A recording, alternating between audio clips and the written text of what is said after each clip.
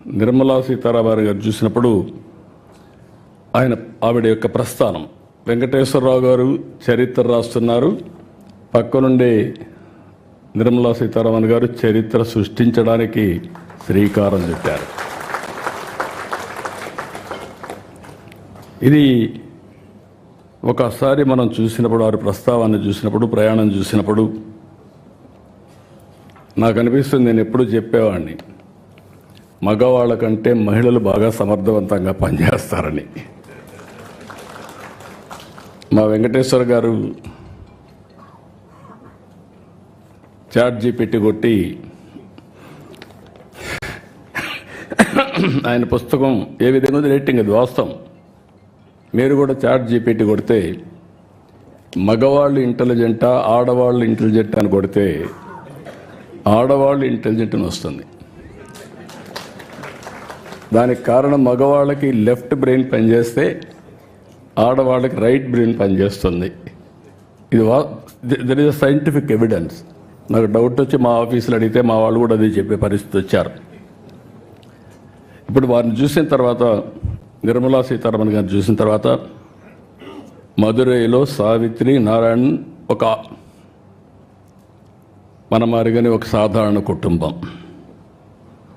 అక్కడ ప్రాథమిక విద్య మదురైలో చేయడం, తిరుచిరాపల్లిలో ఆర్థిక శాస్త్రంలో అండర్ గ్రాడ్యుయేట్ చేయడం, ఢిల్లీ JNTలో ఆర్థిక శాస్త్ర డిగ్రీ తీసుకోవడం, లండన్ స్కూల్ ఆఫ్ ఎకనామిక్స్లో వెళ్ళి పీజీ చేయడం, అక్కడి నుంచి ప్రైస్ వాటర్ కూపర్స్లో పనిచేయడం కన్సల్టెంట్గా, ఐక్యరాజ్య సమితిలో పనిచేయడం, ఇండో బ్రిటిష్ సొసైటీ కూడా పనిచేయడం.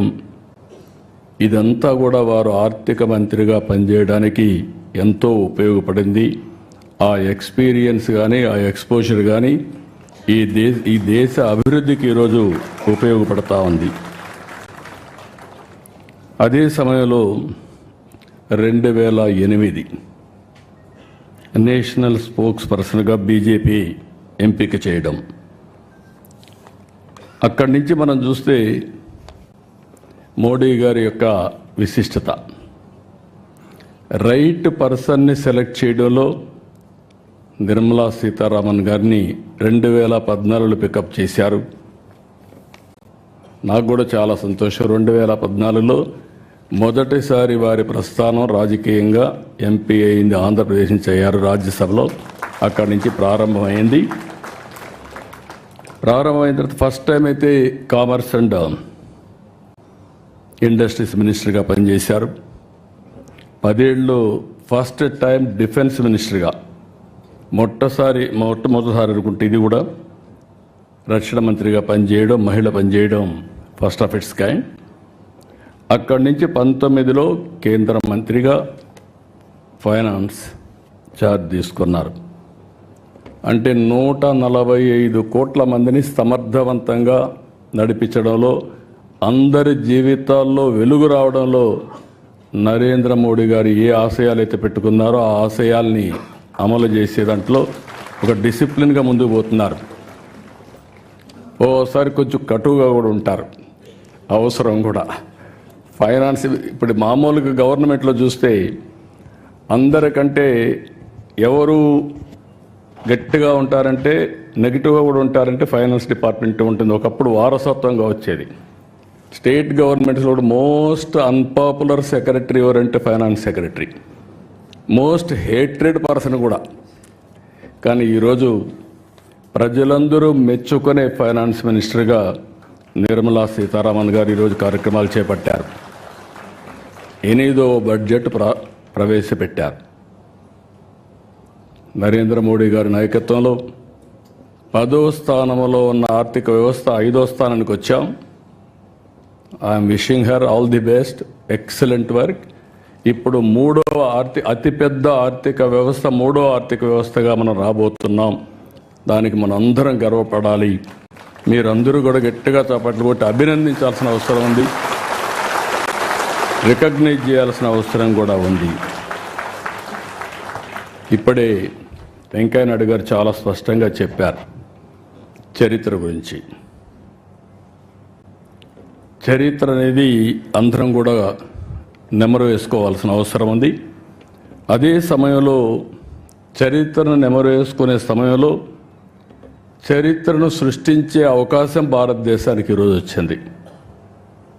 ఈరోజు మనందరం చూస్తే ఆర్థిక సంస్కరణలు 1991లో వచ్చాయి.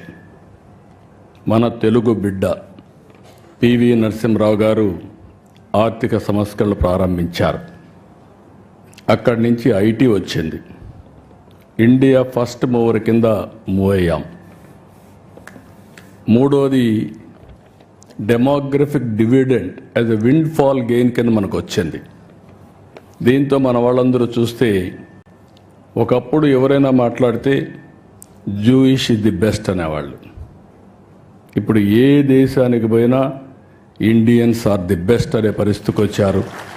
దాంట్లో తెలుగు వాళ్ళు అగ్రస్థానంలో ఉన్నారు. దానికి నేను గర్వపడుతున్నా.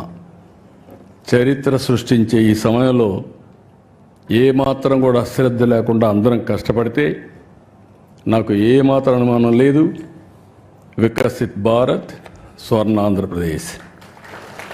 ఈరోజు